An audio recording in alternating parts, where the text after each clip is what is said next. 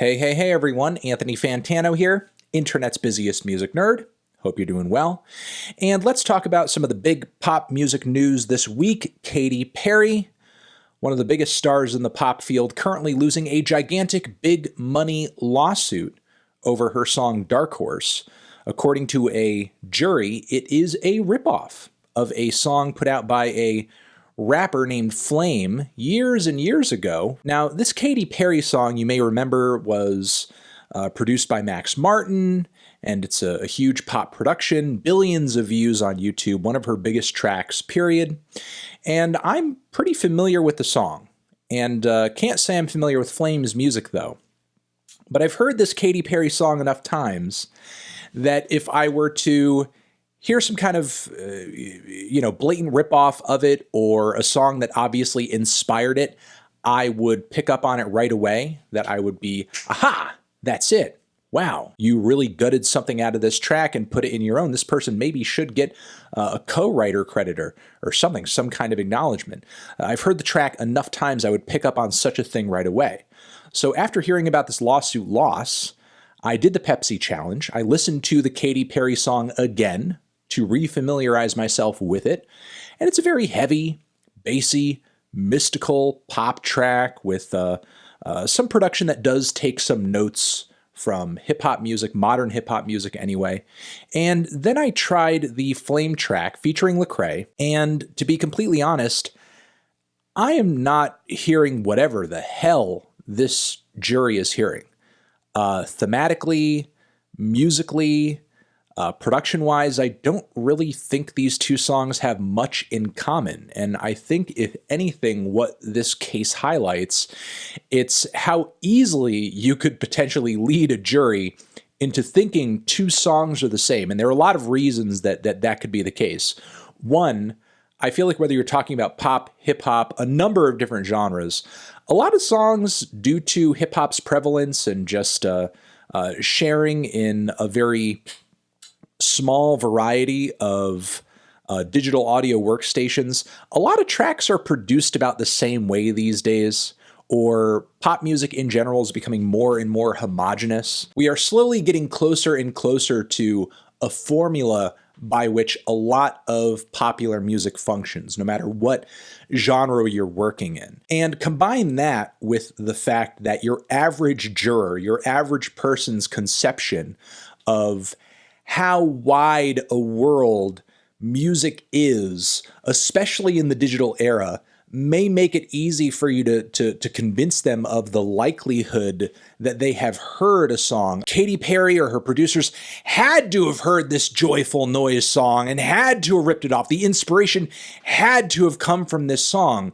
Meanwhile, there are tons of hip-hop tracks that employ a lot of the same ideas and musical riffs and production tricks that Joyful Noise may have. But to get into the details, as far as I can hear, listening to both of these tracks, and of course we will link you to both of them down below, the biggest similarity that both of these songs have is that in the intro, in the first verse, and throughout many points of the song, there is this little several note riff, this beep, beep, beep, beep, beep, beep, beep, beep, this descending riff that of course descends on different notes and at different intervals, so it's not even the same exact melody. There are a couple of very noticeable differences that you will pick up on these melodies if you listen to any kind of music with any regularity. That is the biggest similarity between these two songs that I think a majority of this case essentially hinges on. Outside of that, beat is different, chord progression's different. I'm telling you, the bulk of the similarities here are resting on this several note descending riff that, to me, tonally and aesthetically sounds completely different between two tracks. The choruses of these two tracks flourish differently as well, not only aesthetically, but compositionally. I think there were maybe a few DJ ad-lib type drops on both tracks that lined up pretty closely, but God, these are the same kinds of drops that you can hear in just about any hip-hop song. The amount of overlap that these two songs have, to me, is like little to nothing. The kinds of similarities that are basically being ruled on here as a ripoff could be applied to thousands and thousands of songs. And I'm not specifically saying, hey, we're going to find a ton of riffs and songs that sound exactly like these quarter note riffs in these tracks. No. What I'm saying is the similarities of these two tracks are incredibly mild, to the point where there are bands and songwriters and rappers, by virtue of the precedent that this case sets, they could essentially go after each other for millions of dollars off of the mildest similarities, the mildest similarities. I really don't know what to tell you guys. This is disappointing. This is disappointing and gross. And look, it's not because I think Katy Perry needs more money in her pocket. It's not because I think Katy Perry is being treated incredibly unfairly here. In fact, I don't even really put a lot of this on Katy Perry. She is a pop star who works with major producers. A majority of the production on her songs, if not all of it, is most likely the responsibility of the producer she's working with, not her. Obviously, I'm not trying to take away Katy Perry's artistic responsibility or agency here, but do I envision her in the studio tweaking synth riffs in Pro Tools or something like that?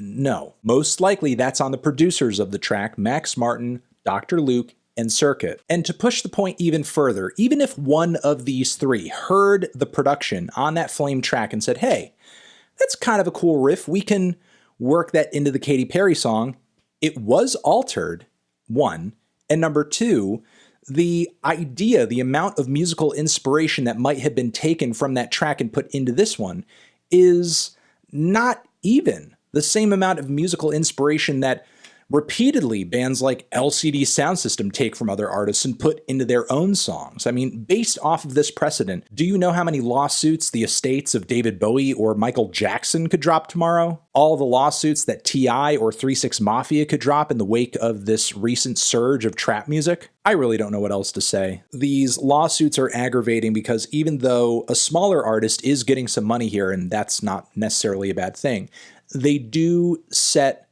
a dangerous path for creativity down the road. Because if we're going to engage in gigantic lawsuits off the most cursory similarities between two songs and just claim inspiration, inspiration, inspiration, it's like we've gone from the Robin Thicke and Marvin Gaye trial, which honestly was a suit over aesthetic comparisons over a groove, to something even worse. And I hate to see where it's going to go from here. Again, link to both tracks down below so you can hear them for yourselves. And also a very, very helpful video from a music producer by the name of Rick Biago. Gonna drop that down there too.